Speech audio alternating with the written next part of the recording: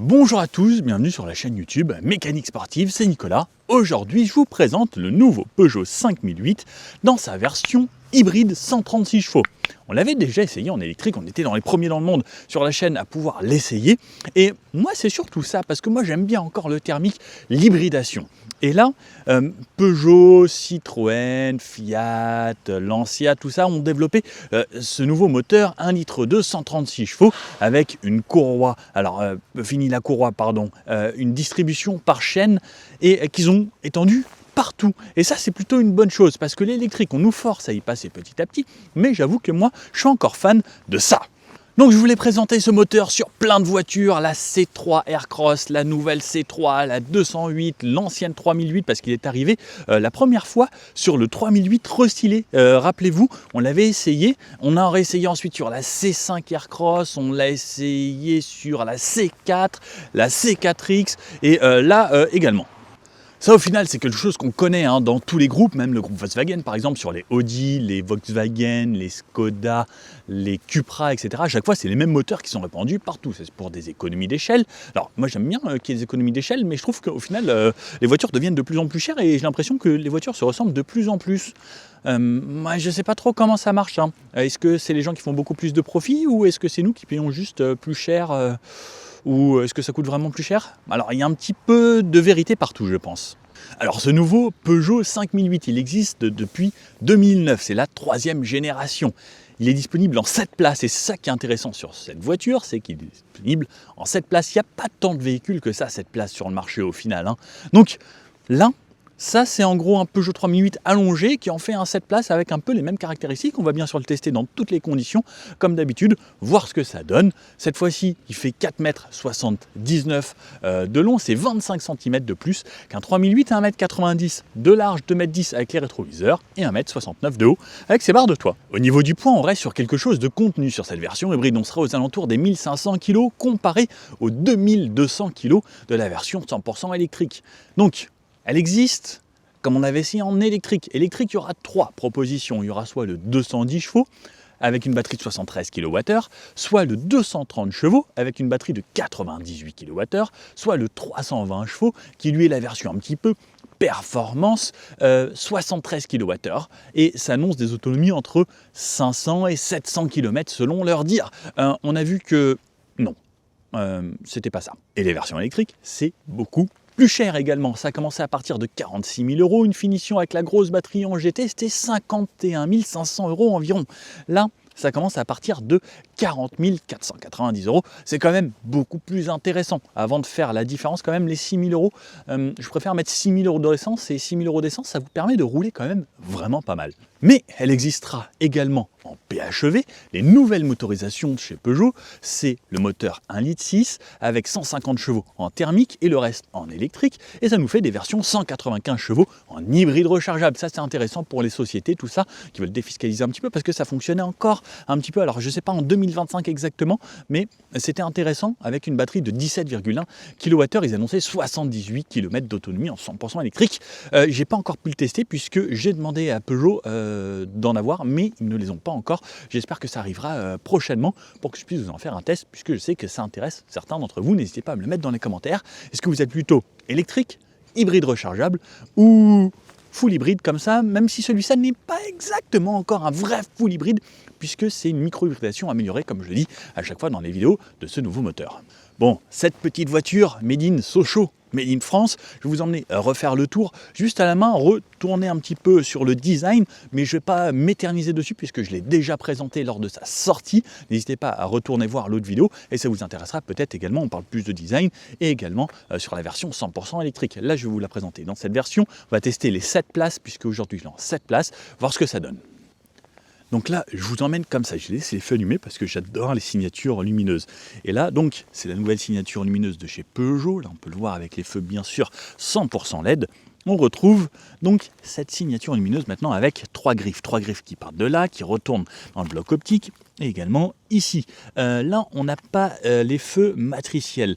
Il me semble que ça existe avec les feux matriciels. En tout cas, sur la 3008, je les avais comme ça. On a le nouveau logo 5008 ici, on peut le voir là. Alors il y a un petit bout qui a été cassé malheureusement, sûrement au nettoyage avec une microfibre, ils ont dû l'arracher, mais voilà, il est maintenant incliné un petit peu comme ça. Le bandeau noir, comme on retrouvait à l'époque à l'arrière, qu'on retrouve à l'avant maintenant pour étirer également cette face avant. Là-haut, on peut retrouver les caméras, etc. pour la conduite de niveau 2, avec les capteurs en bas ici pour les radars qui vont permettre de jauger la distance qu'il y a avec le véhicule qui nous précède. J'aime bien là cette petite partie, parce que regardez, c'est un petit peu creusé, en fait ça fait un petit peu un noir un petit peu plus profond, on a l'impression que ça s'enfonce dedans, et ça c'est plutôt joli. J'avoue que ça amène un petit quelque chose là, vous le voyez, comme ça, et ça fait en fait poser par-dessus une sorte de petite casquette, très sympa. On retrouve le logo Peugeot ici, alors ils auraient pu mettre les aides à conduite là-dedans, mais ils voulaient que ça flotte un petit peu, donc on peut voir, on peut passer là, et on a l'impression donc qu'il est en lévitation sur cette calandre qui vient s'étirer comme ça, jusqu'à sur les côtés, où petit à petit on a un dégradé de peinture, et ça vient se fondre ici. Là, on retrouve également plus de rideaux d'air. Avant, on en avait des petits. Là, ils ont arrêté. Les crocs, comme ils sont passés beaucoup plus haut, eh bien, ça a enlevé cette partie-là. Petit peu différent, mais pourquoi pas. Moi, je commence à m'y faire. J'avoue que les crocs en hauteur, comme ça, je suis toujours pas très fan. Ça fait trop positionné sur le haut. Mais bon, il y a des designers qui sont payés pour ça. Ils ont dit que si, c'était cool. N'hésitez pas à me dire, vous, ce que vous en pensez. Moi, j'avoue que je préférais les crocs fins sur le bas.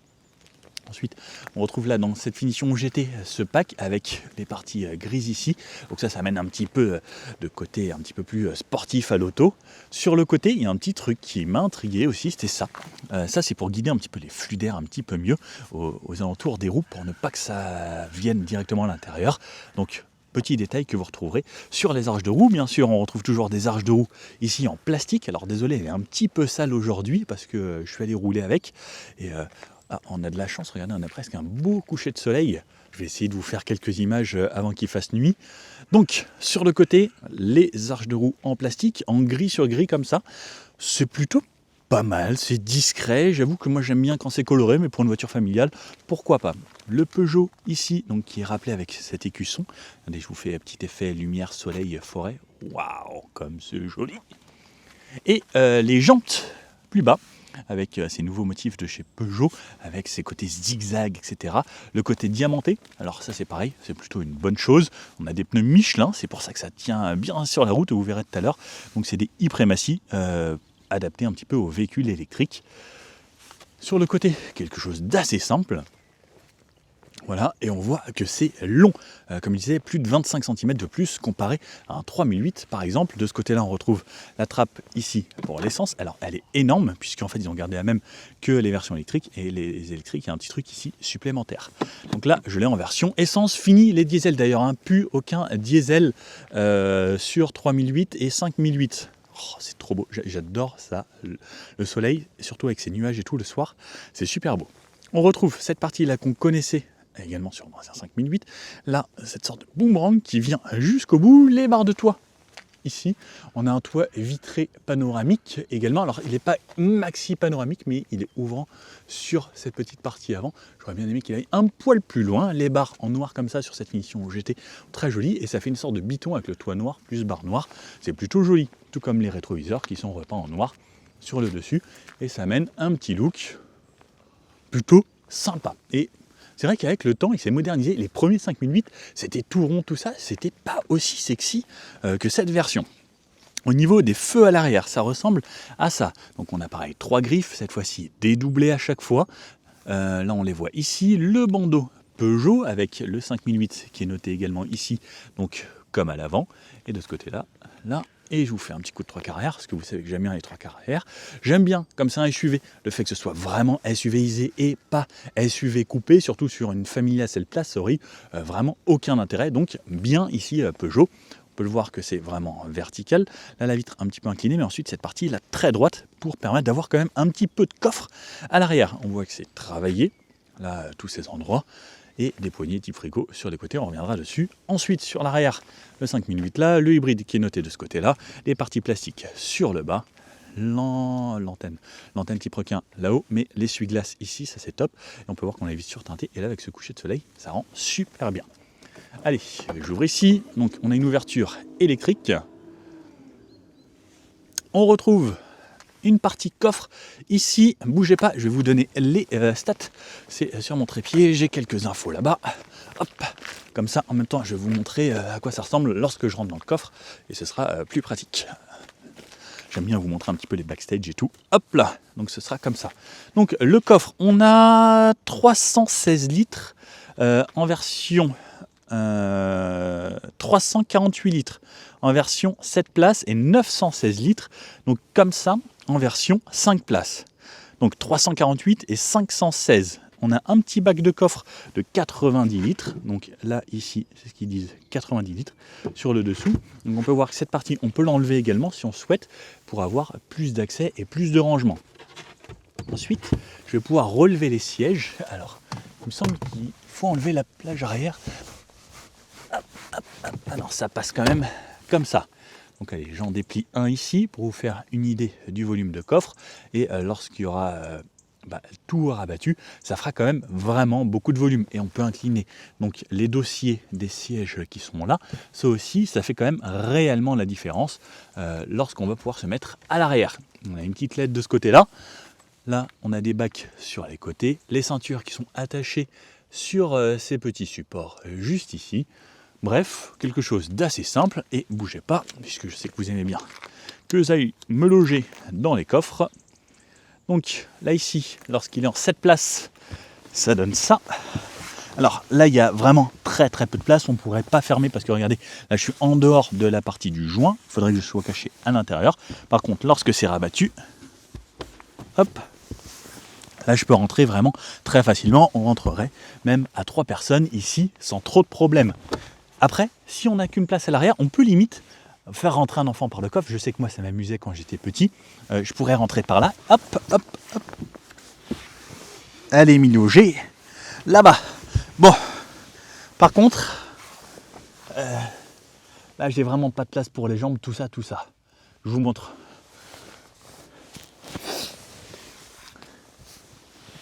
Hop. Non, mais c'est bien ça, comme ça. À chaque fois, je fais du sport un petit peu. Hop. Un étirement et autres. Comme ça, je irai peut-être un petit peu mieux. Bon, par contre, il faut enlever cette partie. Si je veux pouvoir m'asseoir là-bas. Et est-ce que ça rentre là-dedans? Normalement, oui. Il me semble que c'était prévu pour. Non. Pourquoi ça rentre pas là? Qui a fait ça? Ah si, ça passe. Hop, technique, d'abord à droite, ensuite on fait glisser à gauche. Très important. Alors, au niveau des places arrière, j'ouvre ma portière. On a une très grande portière. Première chose que je vois là sur cette finition GT, c'est mon petit rideau ici, qui est pratique pour l'été, et la partie illumineuse dans la portière, comme on va retrouver à l'avant. Du tissu, du plastique un peu dur, de l'imitation cuir un petit peu sur la porte. On a une finition qui est quand même assez sympa. 10 plastiques ensuite, standard sur le bas. Hop, hop. Est-ce que quand j'ouvre la fenêtre, elle s'ouvre jusqu'en bas? Elle ne s'ouvre malheureusement pas jusqu'en bas. Dommage, ça, pour mettre son coude à la portière lorsqu'il fait beau. Ce que j'aime bien, c'est qu'on a une partie ici, vraiment siège et siège. Alors cette partie est fixée, donc en tout cas sur l'assise à la banquette, donc en 2 tiers, 1 tiers. Par contre, le dossier, lui, est indépendant ici au milieu. Donc ça fait vraiment un 40-20-40. Ça, c'est une bonne chose. Ça permet d'avoir beaucoup plus d'espace. Et comme vous pouvez le voir, il se rabat de cette façon et il va s'incliner ici. Combien de parties? 1, 2, 3, 4. En gros, sur 5 positions. 2 sièges bébé, fixation Isofix et Top Taser ici. Et à l'arrière, malheureusement, on ne les aura pas, ni à l'avant. Donc 2 sièges bébé seulement dans cette version 7 places. Je sais qu'il existe des versions. Je vous ai présenté le Ioniq 9 là, en exclu sur la chaîne. Il y avait 4 sièges bébé qu'on pouvait mettre. Ça, c'était vraiment pas mal. Alors le Ioniq 9 est beaucoup plus gros et je crois que ça vaut beaucoup plus cher aussi. Par contre, comme là on est sur une belle finition, même ici c'est des sièges bien matelassés et autres, avec un beau design, c'est joli, c'est sympa. Lorsque je viens rentrer ici, moi je mesure 1m80, alors hop, je viens fermer ma portière, je relève mon appuie-tête, et même en faisant 1m80, j'ai de l'espace aux genoux, au niveau de la tête. Alors il faut que je me mette vraiment très droit comme un piquet pour pouvoir aller toucher là-haut et venir cogner ici. Mais si je me mets un peu plus relax, franchement, je suis vraiment pas mal installé. J'ai de la place pour les pieds, sous les sièges, j'ai de la place aux genoux. C'est vraiment généreux. Et normalement, si je ne dis pas de bêtises, voilà, c'est cette banquette qui coulisse sur une quinzaine de centimètres. Et même, regardez, ce siège, il est réglé pour moi à la base. même en étant avancé au maximum, eh bien, il me reste encore de la place aux genoux et c'est pas inconfortable comme ça. Et il faudra par contre les avancer si vous voulez laisser un petit peu de place à l'arrière, parce que sinon à l'arrière ils vont vraiment pas avoir de place. Pour abattre, on vient tirer ici, on peut le faire de cette façon, comme ça, et avancer, ce qui permet normalement de donner un petit peu de place aux gens à l'arrière. Et je vais rentrer par ce côté-là, ne bougez pas. Hop. Donc, soit, premier choix, j'incline la banquette juste comme ça, mais là ça me le met ici à plat, c'est pas forcément l'idéal. Cette partie-là aussi est comme ça. Ou soit, je relève, je viens remettre bien là sur le côté et je tire cette poignée qui vient me relever le tout et qui me fait coulisser les rails directement. Donc hop, là par contre c'est beaucoup plus pratique pour venir s'installer ici. Je relève cette partie, j'ai bien sûr enlevé la plage arrière qui était là, qui est maintenant logée dans le coffre. Je relève mon appuie-tête ici, alors il faut le relever bien haut. Ensuite, lorsque je rabats ça ici, comme je l'ai avancé un petit peu sur les rails, ça me permet d'avoir un petit peu de place. Nicolas 1m80, franchement ça tient, j'ai de la place pour les pieds, et comme on a pu avancer à l'avant, c'est plutôt correct. Donc là je suis pas mal, j'ai un petit accoudoir ici, on a un accoudoir de l'autre côté, une sorte de petit porte-gobelet. On a une prise 12 volts tout en haut ici, pas de port USB-C tout à l'arrière. On a des petites LED, alors il fait quand même assez sombre dans cet habitacle lorsqu'il commence à faire nuit. Il va bientôt faire nuit, le coucher de soleil là, comme vous l'avez vu. Franchement, alors moi 1m80, je suis grand, c'est rare qu'on trimballe 7 personnes d'1m80. C'est assez rare. Ou des fois c'est pour dépanner. Pour dépanner, ça fera le job, je peux passer une petite demi-heure ici. Si on a vraiment besoin de m'emmener en réunion à quelques minutes de l'endroit où on est. Sinon, pour des enfants, franchement, en avançant un petit peu cette partie-là, il reste encore un poil de place pour cette partie-là. Ça sera pas mal, ou 6 personnes, même en se disant, par exemple, je rabats ici, comme ça me laisse comme ça, une meilleure visibilité sur l'avant, plus d'espace pour ce genou. Et là, en 6 places, je trouve que c'est une bonne configuration. On peut quand même mettre un sac, etc. ici, c'est plutôt pas mal. On peut ressortir, hop, pareil, je relève là. Ah, il faudra penser à relever celui-là, sinon ça ne fonctionne pas. Hop, hop là, là je peux sortir. Je ne vous ai pas montré cette place du milieu ici. Je ne vous ai pas tout dit là.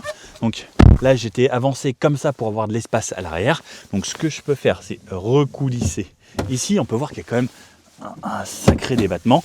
Pour passer sur la place du milieu, ici, alors ce qui est top, c'est que c'est une sorte de vraie place. Je peux incliner mon dossier. Donc là, on compte qu'il n'y a personne arrière parce que sinon, ils ne mettront pas leurs pieds. Moi, je suis 1m80 là, toujours. Hein. J'ai de l'espace aux genoux, à la tête. Là, j'ai le toit panoramique ici. Pour les pieds, mon 44 ne passe pas juste ici derrière parce qu'on a une petite boule là. Un tout petit tunnel central. J'ai une climatisation avec les sièges chauffants sur les côtés. Dans une Peugeot, ça c'est plutôt cool. Et une climatisation trizone, donc une zone pour toute la partie arrière et 2 zones pour les parties avant. On a juste des petits filets ici. Par contre là, ce n'est pas en plastique, c'est une belle finition. C'est pareil, c'est la même finition que sur le siège ici. C'est agréable au toucher, c'est pas dur. Franchement, pas mal. Hein, plus ce petit tissu qui revient dans les portes. J'aime bien. On est pas mal ici. Bon allez, venez avec moi, je vous montre l'avant. Ah, par contre un petit truc. C'était top jusqu'à là. La 3e ceinture est positionnée là-haut, dans le plafond. Ça, je suis pas très fan, j'aurais préféré qu'elle soit directement sur ce siège. Ça aurait été un vrai plus, ça par contre.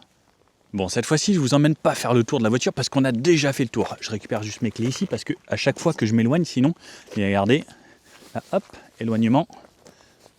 Ah non, j'ai laissé le contact quand même avec les feux, donc elle s'éteint pas. Mais normalement, elle se ferme automatiquement dès que je prends un petit peu de distance. Là, hop, je vais éteindre les feux, comme ça. Alors, donc là, j'arrive dans cette voiture. Je vais la démarrer. Comme ça, vous allez pouvoir voir un petit peu mieux avec l'éclairage qu'il y a normalement sur le côté. Le siège circulé parce que siège électrique. Et quand j'ouvre la porte, ça se met de cette façon. Hop. Là, avec l'absence du véhicule. Bon, c'est parce que je l'ai laissé démarrer pendant toute la présentation. Le côté. Les portières, donc, comme à l'arrière, sauf que là, c'est moussé sur les parties hautes. On a cette belle finition sur cette finition GT, cette partie en métal gravé au laser. Vous allez voir, dès qu'on allume l'éclairage d'ambiance, partie plastique, ça on connaît. Commande de fenêtre, verrouillage pour les fenêtres à l'arrière, commande de rétroviseur et verrouillage ici pour le véhicule. Ensuite, c'est parti à coudoir, très confortable. Moi, j'ai roulé quelques heures avec, c'est déjà très sympa. Ensuite, les parties basses en plastique de base. Et à l'intérieur, on a de la petite moquette. Et ça, c'est vraiment agréable. On pourra mettre une grande bouteille, 1,5 litre également ici. Seuil de porte Peugeot. Le pédalier métallique, comme ça. Deux pédales parce que boîte automatique. Siège avec les massages, le tout option, le siège vraiment confort, le confort ici. Quand j'appuie sur la petite touche ici, ça me met les réglages du siège avec les massages et mémorisation sur 2 positions. On a même cette partie ici qui se relève, plus cette partie ici qui avance ici comme sur les voitures, beaucoup plus premium. Et ça, merci Peugeot d'avoir fait ça sur une voiture familiale qui est faite pour faire de la route. Et comme vous pouvez le voir, on a les bourrelets qui sont bien dessinés. Même sur les épaules, on a un très très bon maintien dans cette voiture. Et regardez surtout le confort de ce truc, c'est top de chez top. Les appuis-têtes avec les logos Peugeot ici à l'intérieur. Le toit vitré de cette façon. Et franchement, c'est agréable lorsqu'on arrive dans cette Peugeot et surtout lorsqu'on arrive ici et que vous allez voir que je la démarre parce que on a les feux donc là qui bougent un petit peu puisqu'on a le réglage automatique et surtout cet éclairage d'ambiance là qui vient s'éclairer et qui fait vraiment la différence, tout comme ce grand écran de 32 pouces. Ça fait plaisir. Regardez, c'est en une seule partie, ça on commence à connaître si vous suivez les vidéos. Je vous l'ai déjà présenté plusieurs fois. Donc une partie compteur de ce côté-là, une partie infodivertissement de ce côté-là, donc qui est en train de se lancer. Les petits eye toggle de ce côté-là, ça c'est pareil, c'est un écran, donc on a écran ici, un grand écran ici. Cette partie n'est pas tactile, cette partie l'est de ce côté-là pour tout l'infodivertissement. Ici vous pouvez voir, et c'est plutôt rapide. C'est bien efficace, on a l'Android Auto et le CarPlay sans fil. Moi je connecte en filaire parce que je préfère à chaque fois. Je vais me reculer pour vous donner un vrai bon point de vue. Et regardez donc, on retrouve ce nouveau petit volant Peugeot ici avec les commandes. Donc bien sûr tout est éclairé, l'avantage, là je vous le fais quasiment donc, à tomber de la nuit. Les commandes ici s'éclairent également ici, donc pour ouvrir le coffre, vous appuyez 2 fois, ça ouvre le coffre ou l'alarme et de quoi mettre ses jetons ici. On a la climatisation ici, on retrouve ensuite au centre avec 2 aérateurs, donc on peut voir que tout est tourné vers moi en fait dans cette voiture. C'est vous le patron, vous avez acheté votre voiture, elle est à vous et la voiture vous remercie, elle vous dit regarde, tout ça c'est pour toi Nico. Ici, par contre cet écran, ce qui est dommage c'est quand on est passager, il faut vraiment rentrer dans la zone du conducteur, parce que là c'est vraiment mon quartier à moi ça, et regardez, en fait, quand il vient mettre ses mains ici pour la touche Home, il est vraiment dans mon champ de vision. Et pour lui, moi, regardez, j'ai le bras droit. Imaginez-vous, l'autre personne a vraiment un gros bout de chemin à faire. Donc c'est un petit peu le désavantage, mais on peut régler quelques petits trucs avec les toggles ici. Donc cet écran incurvé, voilà, il me semble que je vous en ai déjà fait une vidéo sur les écrans et toute la personnalisation, si je dis pas de bêtises. Si je ne l'ai pas fait, je vais vous en refaire une vidéo complète avec toute la personnalisation de ça et comment on connecte les téléphones, etc. Parce que je sais que vous aimez bien, vous êtes déjà à plusieurs centaines de milliers à regarder mes vidéos multimédia. Donc ça, là, l'écran flottant, regardez, on peut passer les mains en dessous. Et j'avoue que là, le design de ça, bravo au designer, parce que c'est vraiment très cool. Les rétroviseurs, dommage qu'il n'y ait pas les coins bombés. On a une vision correcte, mais j'aurais bien aimé les coins bombés. On a quand même l'avertisseur d'angle mort. On n'a pas d'affichage tête haute, puisqu'au final, chez Peugeot, ils considèrent ça comme un affichage tête haute. Alors c'est vrai que c'est positionné assez haut, et on ne quitte pas trop la route des yeux, puisque c'est bien positionné. Le volant ressemble à ça. Sur la gauche, on a les aides à la conduite. Pour mettre le régulateur, j'appuie une fois sur Assist, ça me met le régulateur. Si j'appuie une deuxième fois, ça me met le Drive Assist qui va conduire tout seul. Et si je rappuie une dernière fois, ça me le désactive. Ou sinon, j'ai le limiteur de ce côté-là. Ça, c'est pour réinitialiser. OK pour la lecture des panneaux. La vitesse, plus vite, moins vite. Et ça, c'est la distance avec le véhicule qui me précède quand j'ai mis le régulateur adaptatif. De ce côté-là, le volume, changer de radio, les pistes radio, commande vocale et décrocher ou raccrocher. Au téléphone, derrière, on retrouve les commandes de feu, les éclairages ici, le bruit du clignotant, là, le klaxon. De ce côté-là, les essuie-glaces et on retrouve des palettes derrière puisqu'on a une boîte de vitesse 6 rapports sur ces nouveaux moteurs 1,2 litre 136 chevaux. De ce côté-là, on retrouve le bouton Start and Stop, la boîte de vitesse qui est positionnée ici. Alors, j'ai toujours un petit peu de mal à m'y faire, même si ça fait déjà quelques semaines que je roule le 3008 plus le 5008. Et je trouve ça un petit peu mal positionné. J'aurais préféré par ici, là par là. En fait, je trouve ça loin et pas pratique. Et le délai lorsqu'on passe de reculer à drive par exemple, j'aurais bien aimé que ce soit plus rapide également. Mais ça c'est voilà, mon côté, j'ai besoin que ce soit très très rapide et intuitif. Mais voilà, drive, je tire vers moi, reculer, je pousse vers le haut, ça m'active les caméras ici. On n'a toujours pas de vraie caméra 360, on a toujours les caméras qui enregistrent petit à petit et la touche parking sur le haut de cette façon. Une touche raccourci vers Home, alors il faut quitter vous-même ça, ensuite vous pouvez aller dans les médias ici, c'est les touches de raccourci en bas qui vont vous mettre dans les médias, ou la climatisation ou autre, et ça c'est pareil, ces widgets, vous pouvez les personnaliser, par exemple le siège chauffant de gauche, donc ça c'est pour moi, sur 3 positions, j'ai mon raccourci ici, je peux mettre je crois même les raccourcis massage et autres, c'est plutôt pratique. On a un chargeur par induction ici, donc c'est bien caché en dessous, donc là il faut vraiment le voir. Ensuite on a des commandes raccourci climatisation, désembuyage, éteindre la clim ou le mettre au max. Les drive mode ici qui va me permettre de sélectionner si je veux être en normal, en sport, donc qui me change les couleurs de l'habitacle également. Vous pouvez le voir là en bleu ou en éco qui vient de devenir un petit peu vert. Ah non, le éco cette fois-ci il est bleu. Moi ça c'est le bleu que je préfère. Normalement on peut le personnaliser ça aussi. La touche warning qui se situe ici, le volume de la radio avec une touche mute ici, une partie laquée, le frein de stationnement, ex-frein à main, la partie ici qu'on aime bien chez Peugeot avec le petit rangement qui coulisse ici et regardez toujours pas mal de profondeur dans ce bac de rangement central. Porte-gobelet ici et encore un grand rangement de ce côté-là. On va retrouver les câbles pour l'Android Auto ou le CarPlay en filaire. Ça marche en sans fil également et la recharge. Donc 2 ports USB type C ici plus un grand bac de rangement qui est plutôt pas mal. Et pendant qu'on parle de rangement, on retrouve également la boîte à gants juste ici. On peut voir qu'une feuille A4 tient de cette façon. Ça j'adore regarder, regardez à chaque fois ça là. Vraiment top, plus à l'arrière, c'est éclairé en bleu. Comme ça, et là je peux vous montrer également la vue sur l'arrière. On peut voir surtout que les sièges sont bien loin à l'arrière ici. L'éclairage de nuit également autour du toit vitré, ça on le retrouvait déjà sur les anciens 3008, même ceux d'avant encore, ça fait déjà 2 générations. Ça c'est plutôt sympa et on peut fermer hop, électriquement.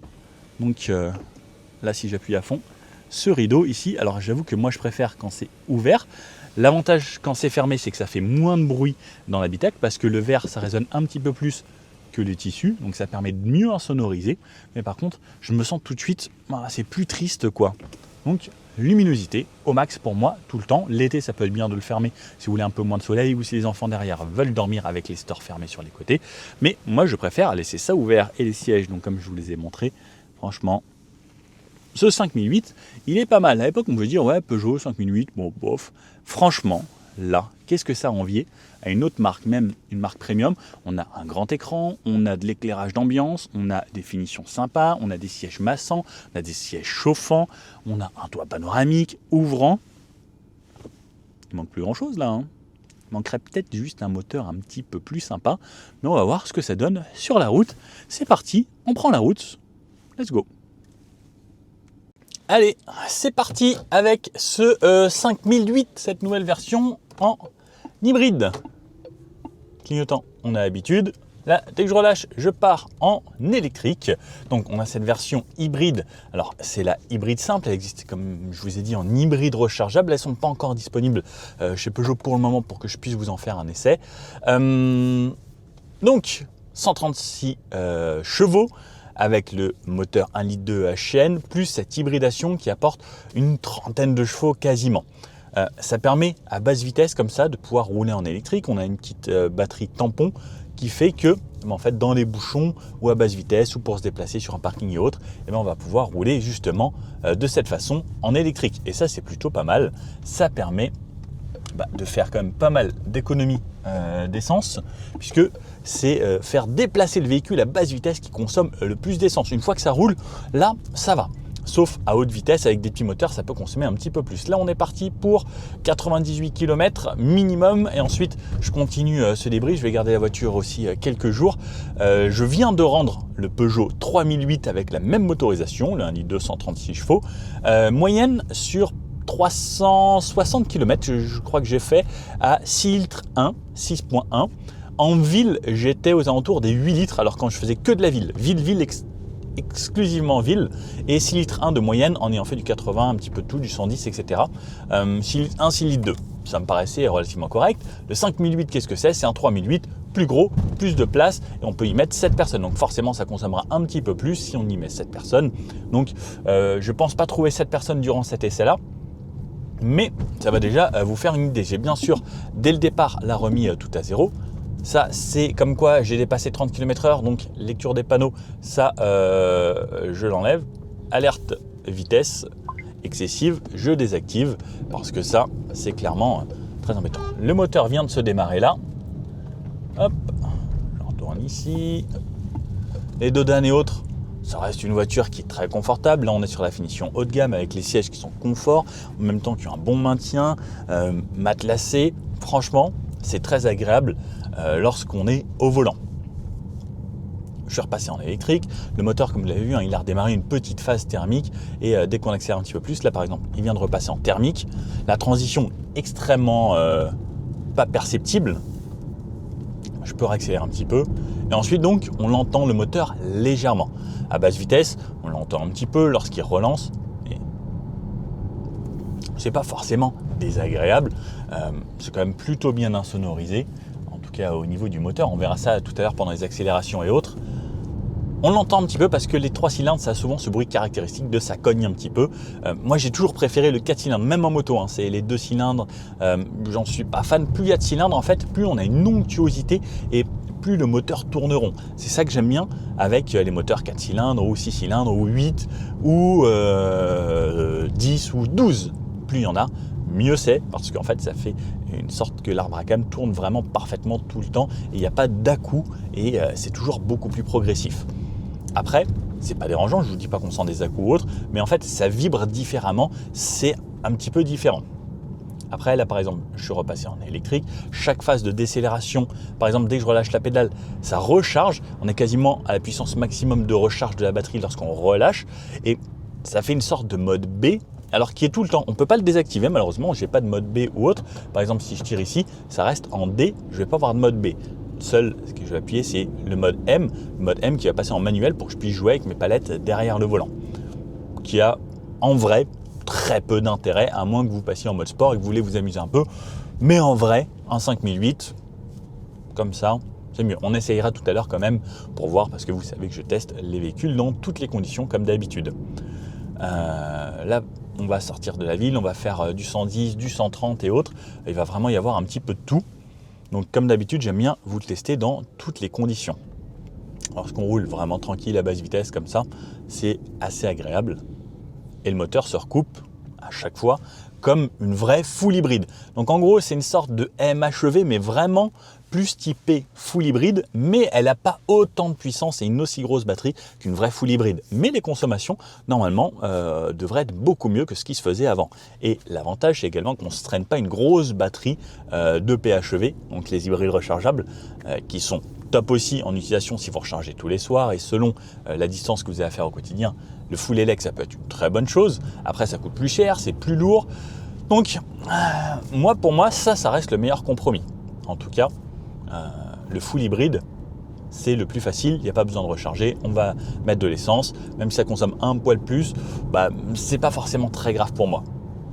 Ça coûte moins cher quand même. Donc, à mon avis, avant de rembourser l'économie, la différence qu'on va faire entre une full hybride ou comme ça MHEV et une hybride rechargeable, il va falloir quand même beaucoup de temps. Donc moi, dans quasiment toutes les situations, j'irai vers ce genre de voiture. Même si on pousse de plus en plus les marques à pousser l'électrique le plus loin possible. C'est d'ailleurs pour ça un Peugeot également a sorti le 3008 en élec et le 5008 en élec, qu'on avait déjà essayé. Mais je vous avoue que moi je préfère comme ça. Je suis plus serein là-dedans. Surtout pour une voiture familiale, j'ai pas envie de contraindre toute la famille, par exemple si on est 7, à devoir faire attendre 7 personnes pendant qu'on recharge. C'est pas forcément l'idéal. Encore je suis tout seul, je me dis bon c'est pas très grave, je vais me débrouiller, je fais un petit tour. Après si on est 7, on peut se faire une grosse pause à 7 personnes, le temps que tout le monde descende, le temps que tout le monde aille faire pipi, manger un petit truc.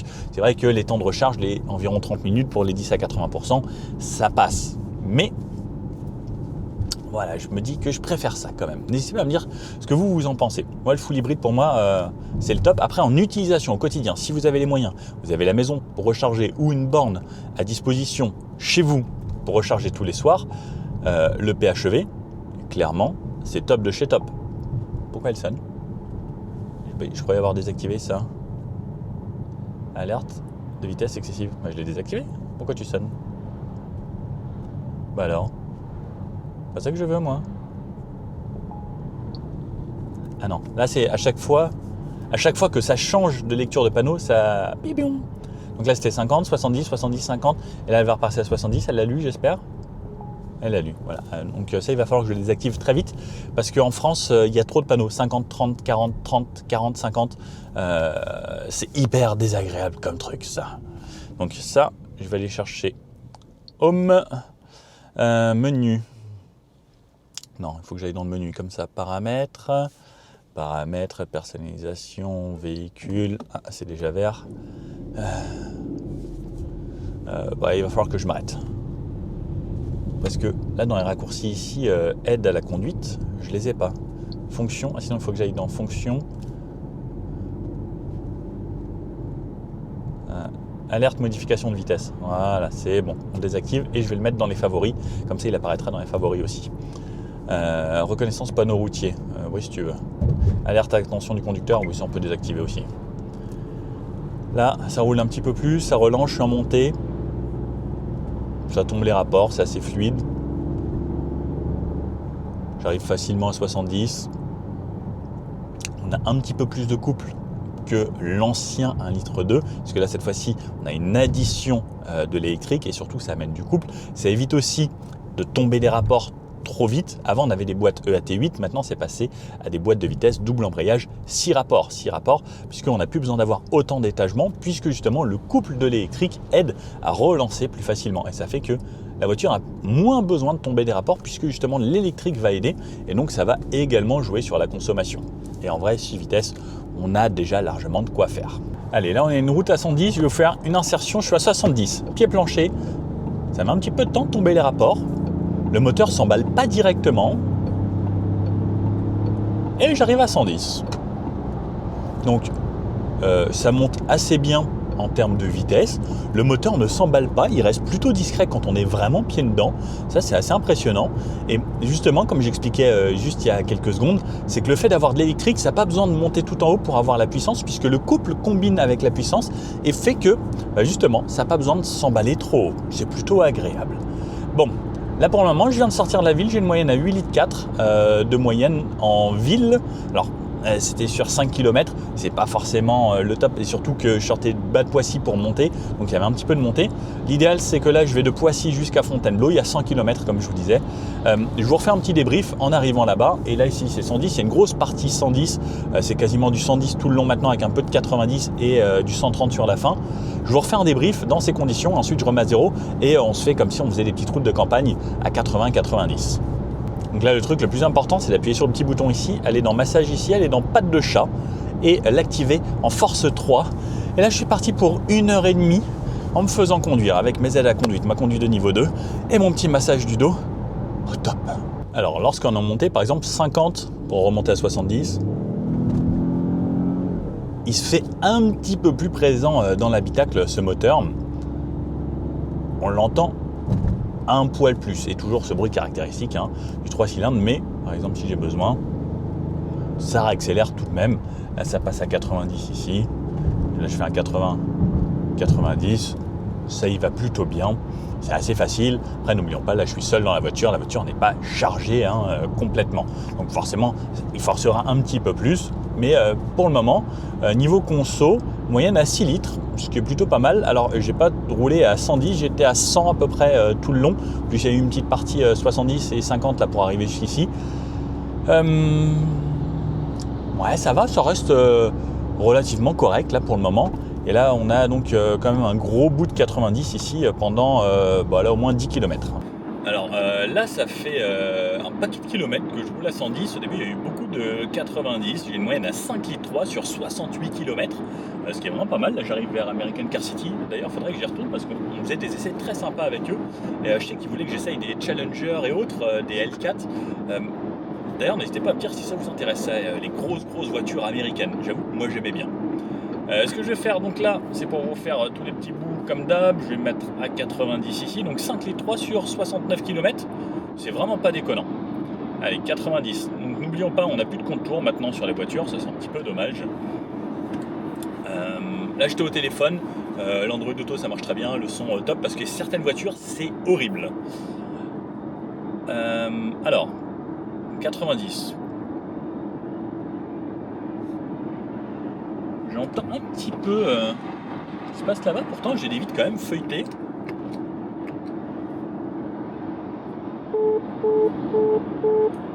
C'est parce que je tenais pas bien le volant. Non, ça reste correct. Franchement, c'est pas déconnant. On a légèrement des bruits de roulement, mais ça reste très correct. Le massage s'est remis tout seul. Il s'était arrêté, il vient de se remettre tout seul. Il a fait une pause et il vient de se remettre. Ok. Allez, on va se faire 110. Ce qui m'embête, c'est que j'ai plus les contours, donc ça me donne plus d'indication de vitesse, quoi. Je sais que je suis en 6, mais c'est tout. Ça relance suffisamment.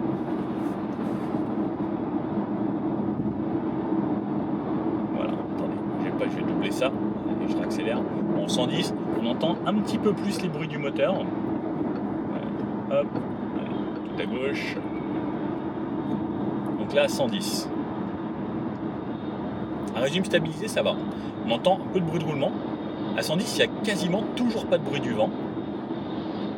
Ça reste vraiment pas mal. Les camions, on entend un petit peu. J'ai presque l'impression, limite même, que j'entends plus à cause du toit ici. Ce serait plus insonorisé si je refermais. Mais comme j'ai mis les caméras là, voilà. Et 130 ici. Allez, on se remet tout à droite. Ça relance. 123, 126, 130. Et dès que ça se stabilise. Alors à 130, là, cette fois-ci, j'entends un peu le moteur. Par contre, ce qui me bluffe assez, alors il n'y a pas de vent aujourd'hui, mais c'est que là, je suis à 130. Au niveau des bruits du vent, j'ai l'impression d'être dans une voiture ultra aéro. Et ce qui est fou, c'est même j'ai l'impression que ce 5008 fait moins de bruit que la 3008 en étant à 130 km/h. Je suis assez surpris. J'entends un petit peu le moteur, donc ça vient de l'avant, très léger. Je me mets un petit peu de musique, j'oublie tout ça. Les bruits de roulement remontent un peu. J'entends par contre un petit peu plus ce qui se passe autour qu'une voiture premium. Mais ça reste vraiment pas mal. Non, c'est assez sympa. Ça donne envie de faire de la route avec mon petit massage là qui a repris. Je suis plutôt bien. Et toujours 5,3 litres, 74 km réalisés. Vraiment intéressant. Alors, hop, on sort de là, on va se faire des petites routes de campagne, la petite boucle habituelle où c'est bien dégradé pour tester un petit peu également le confort. Depuis tout à l'heure, je suis en mode normal, on peut passer également en mode éco si on souhaite. Alors, j'avoue que le mode normal fait bien le job. Le mode éco bride quand même vraiment pas mal la puissance du véhicule. Ça permet de faire quelques petites économies niveau consommation, surtout en ville, parce que justement en fait ça va relancer moins vite. La voiture va prendre plus de temps à s'élancer. Alors là sur ces petites routes très dégradées ici, je sens que les sièges sont vraiment confort. J'ai un très bon maintien latéral. Alors ça c'est assez bluffant d'ailleurs pour ce genre de voiture. Mais c'est vraiment très agréable. Alors le but c'est, je veux pas trop la salir non plus. Je vais juste essayer de me mettre là. Hop. Le monsieur avec son Defender. Oh là là. Oh, la météo, là il y a une sorte de nuage noir avec un plein soleil. C'est très joli, mais j'ai peur de me prendre une grosse averse par là.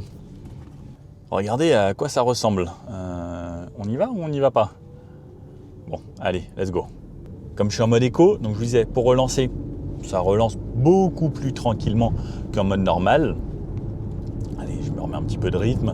Même si j'appuie à fond, par contre, ça passe en mode sport. Dans tous les cas, au kickdown, on a full puissance. Donc là, on est à 85-90 en gros sur ces petites routes de campagne. Là, je fais exprès de passer là où c'est bien dégradé et autres. Oh, c'est plutôt bien. La sonorisation reste top. C'est très agréable. On garde quand même le dynamisme, on regarde la réactivité quand même au volant. Là, il y a le gros trou d'habitude. Ouais, ça amortit très bien. Franchement, ça filtre bien les défauts. C'est confortable, c'est agréable. Hop, Je vais essayer de ne pas passer trop vite partout parce qu'il reste encore quelques flaques ici pour ne pas salir toute l'auto. Mais non, c'est une bonne voiture. C'est comme le 3008 mais en plus gros. Juste que ces sièges, je les trouve même un petit peu mieux que ceux que j'avais dans la vidéo de la 3008 136 chevaux. Et puis le petit massage. C'est vrai que ça change quand même pas mal les choses. Allez, on se retrouve sur ma route de d'habitude. On s'arrête. Mode sport cette fois-ci. Et on va se faire le 0 à 100. C'est parti. Allez. On s'en remet 10, 22, 28, 37, 45, 50, 62, 67, 71, 83, 100. Ça va, ça reste franchement correct. Et le 100 à 0, comme d'habitude. Ça s'arrête plutôt bien. La voiture plonge un petit peu, mais franchement, je me sens en sécurité. Ce que j'aime bien avec cette voiture, c'est quand même assez directif. Ce petit volant, ça amène ce côté sensation un petit peu carte. La voiture, alors quand je fais ça, elle s'appuie un peu. Ce qui est top, c'est que les bourrelets là sont bien gonflés. Ils me maintiennent super bien. On sent que sur le début, c'est un petit peu mou, mais quand je fais des longs virages comme ça s'appuie. Mais on sent serein. Et l'avantage de celle-là comparé à la version électrique, c'est que c'est beaucoup plus léger. Et surtout, elle m'indiquait tout à l'heure 780 km d'autonomie. Ça aussi, ça fait la différence. Alors j'arrive sur ma petite route sinueuse préférée. Alors c'est un petit peu gras aujourd'hui. On va se le faire en mode normal comme ça. Tester un petit peu ce que ça donne. C'est très bien, la direction est précise. La suspension reste souple comme il faut. Là il y a des petites anomalies où ça vibre. Je l'entends un petit peu, mais pour moi ça reste hyper confort. La direction, on a quand même une certaine consistance, même en mode normal, ce qui est plutôt agréable, qui fait que j'arrive à ressentir un minimum la voiture. Le moteur, il reste assez discret tout de même. Je sens que c'est plus gros que le 3008 cette fois-ci, je sens que c'est plus long. Mais franchement, ça y va très bien. Même pour là où c'est quand même très sinueux, je suis bien dans les sièges, la voiture ne s'écrase pas trop, c'est plutôt plaisant, un rythme tout à fait convenable. Franchement, ça y va bien. Alors là, attention, c'est très mouillé, ça tient plutôt bien, parce que là, c'était quand même un virage à 90 degrés. Non, c'est franchement une bonne auto. On va tester en dynamique. Le truc à noter, c'est qu'en descente, à chaque fois que je relâche, donc j'ai ce freinage élec. Et je ne sais pas si vous arrivez à l'entendre, il y a un petit... Comme si on entendait l'électricité re-rentrer dans la batterie avec ce petit moteur électrique où ça fait un petit peu comme des bruits de machine électrique. Quand ça ralentit, on l'entend très légèrement, mais ça permet également de savoir qu'on est en train de recharger en électrique en plus d'avoir les chiffres en bleu. On reste sur la chaîne mécanique sportive, donc mode sport. Ça passe là, je sens qu'à la pédale il y a une réponse totalement différente et on va passer en manuel pour pouvoir jouer avec mes petites palettes ici et voir ce que ça donne. Bon, ça motorise pas mal. Hop, j'ai senti même que j'avais un peu perte de traction. Hop, ça accélère bien, ça tient bien la route même sur le mouillé. Je suis assez bluffé, ça y va très bien. Alors ça s'ouvre un peu. Le SP corrige, mais c'est hyper discret. J'ai l'impression que la voiture tient hyper bien. En fait, il y a quand même des aides de l'électronique. Là, hop. Même comme ça, la suspension reste top. Ça passe les rapports, ça va pas au rupteur. C'est hyper sain. C'est pareil quand ça glisse un petit peu. C'est hyper sain. En fait, j'ai même pas l'impression que ça glisse. Et sur les gros freinages, pareil. Le SP se déclenche assez facilement. Alors là, j'étais en descente et sur du glissant, mais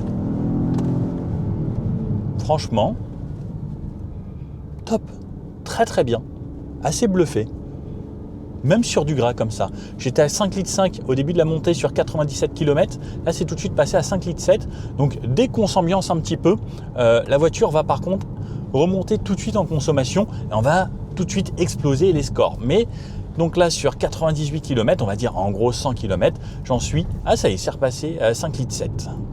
Donc non, c'était à 5,7 litres, ouais c'est ça. Bon, ce qui reste relativement bien, 5,7 litres sur 100 km pour une voiture 7 places comme ça. Ce que je vais faire maintenant, c'est remettre mon trajet 2 à 0 et cette fois-ci ne pas dépasser les 80 km/h, comme si j'étais sur des petites routes de campagne, voir ce que ça donne. Également, là, je suis sur des petites routes comme ça. Ici, c'est 80. Donc, je veux rouler 70, 80 et rentrer, allez, 90, on va dire, parce qu'il y a un petit bout d'autoroute, histoire de pas trop ralentir les camions et autres. Mais comme ça nous fait une idée également de la consommation. Bon, alors, je réarrive là, vers chez moi, moyenne à 5 litres 2 sur 38 km, au final, sans avoir dépassé 90. Et 5 litres 5 sur 139 km en ayant fait un petit peu tout type de conditions. Après, je crois que ça remontait un petit peu plus dans ce sens-là. Peut-être qu'il y avait peut-être un petit peu de vent de face, mais très peu de vent aujourd'hui. Donc 5 litres 5 sur 139 km, je trouve ça vraiment pas déconnant. Je vais continuer d'utiliser cette voiture parce qu'au final, j'ai utilisé quasiment dans les mêmes conditions que le 3008 et le 3008 avait l'air de consommer un petit peu plus, ce qui serait pas forcément très normal. Donc là, je vais la garder quelques jours. Je vais continuer à vous faire des débriefs comme ça et vous refaire un débrief final à la fin sur les consommations réelles, voir ce que ça donne sur plus longtemps. Alors là, je suis en plein phare automatique.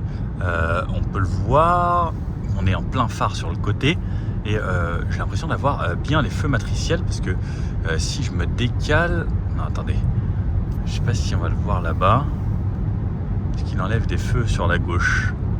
Je sais pas trop, mais j'ai eu l'impression que oui. Si, ça détourne. Regardez là, hop, ça s'en va petit à petit. Alors là, on voit bien les feux et surtout, ce qui est plus impressionnant, c'est qu'en fait, le feu de gauche éclaire à droite. Et je savais pas ça, je pensais que le feu de gauche s'occupait de la gauche. Donc là, je suis en plein phare auto. Et si j'enlève le mode auto, non, c'est pas ça. Non, je sais plus comment j'ai fait. J'ai touché un truc, voilà, comme ça. Ah oui, là, c'est passé en j'ai pas d'anti-brouillard. Ah, je mets des anti-brouillards. Voilà, de nuit, ça éclaire plutôt bien. Mais le matriciel, je suis toujours pas convaincu. Et après, j'ai pas de chance. Il avait plu beaucoup. Et là, cette fois-ci, c'est beaucoup de brouillard, comme vous pouvez le voir. C'est assez incroyable. Il faisait super beau cet après-midi. Bon alors, voici le moment de rendre cette voiture. Conclusion, après 246 km, une semaine passée avec cette voiture. Alors, 246 km, ça paraît peut-être pas tant, mais en faisant que de la ville, en faisant de l'urbain, des petits trajets de 3 km, aller chercher les courses, aller chercher le pain, etc. La vraie vie du quotidien. Moyenne à 6 litres 2. Donc, en ayant fait que de l'Île-de-France, c'est plutôt pas mal. La voiture est très agréable, c'est bien suspendu. Cet intérieur, moi, j'aime beaucoup. Ce petit volant, on s'y fait. La conduite de niveau 2 fonctionne plutôt bien. Ce que j'aime bien, c'est que le volant m'a jamais rappelé à me dire garde les mains sur le volant. En fait, comme il est, j'ai plus le mot, sensitif ou capacitif. Regardez, ils sortent ça le i5008, comme il y avait au son de l'auto. C'est plutôt bien. Les interfaces sont sympas, il y a toujours quelques petits raccourcis qui sont pas fous. D'ailleurs, je vous ai fait une vidéo spécialement dédiée à tout ce système d'infodivertissement, comment ça fonctionne. La vidéo est sortie déjà sur la chaîne YouTube. Vous aurez toutes les infos, mais voilà, sinon c'est une voiture plutôt plaisante. Là, en version électrique, donc on peut voir que c'est le même. Là, il est designé comme ça, comme il l'avait mis au salon de l'auto. Là, on a la version hybride. Pour moi, la version hybride, c'est quand même l'idéal. 6 litres de moyenne, c'est comme si on faisait une moyenne donc à 6 litres au 100 environ. Là, plus de 800 km restants avec le plein, ça reste vraiment agréable. Alors j'étais tout seul dans la voiture, mais pour une utilisation avec 2 enfants, 2-3 enfants, pourquoi pas. Le 7 places, c'est bien, il reste quasiment plus rien comme coffre après, même s'il y a un tout petit peu, un coffre de toit serait le bienvenu. Mais non, c'est une bonne auto à conduire au quotidien. Et moi, j'aime bien cette motorisation hybride au final qui va bien dans quasiment toutes les situations. Peut-être qu'à la montagne et autres, ça peinera un petit peu parce que ça reste des petits moteurs 1 litre 2. Et dommage qu'il n'y ait plus de 4 cylindres parce que c'était quand même bien. Par exemple, chez Renault, Dacia, etc., ils continuent à faire des 4 cylindres tout de même avec le 1 litre 6 ou le nouveau 1 litre 8 qui vient de sortir. Bah, c'est vrai que ça pourrait être bien avec cette hybridation qui fonctionne quand même plutôt pas mal, mais j'aurais bien aimé que ce soit une vraie full hybride un peu plus poussée. À voir, peut-être que ça arrivera, puisque l'électrique en ce moment, voilà, surtout chez nous, si par exemple en Norvège, 96%, Norvège ou Suède, 96% des voitures vendues en janvier sont des voitures électriques. Chez nous, on a un petit peu de mal. Par contre, chez eux, ils ont beaucoup de taxes sur les véhicules thermiques ou hybrides, alors que chez nous, ça va encore. Et je ne sais pas où ça va aller, à votre avis. Ça va se diriger comment notre avenir? Est-ce qu'on va vraiment passer au full électrique ou pas? J'ai hâte de savoir. Bref, ce 5008, moi, j'ai bien aimé. profiter une bonne semaine avec. N'hésitez pas, si vous avez bien aimé, le petit pouce bleu, à mettre votre avis dans les commentaires. Et puis je vous dis à bientôt pour une prochaine vidéo. Allez, ciao.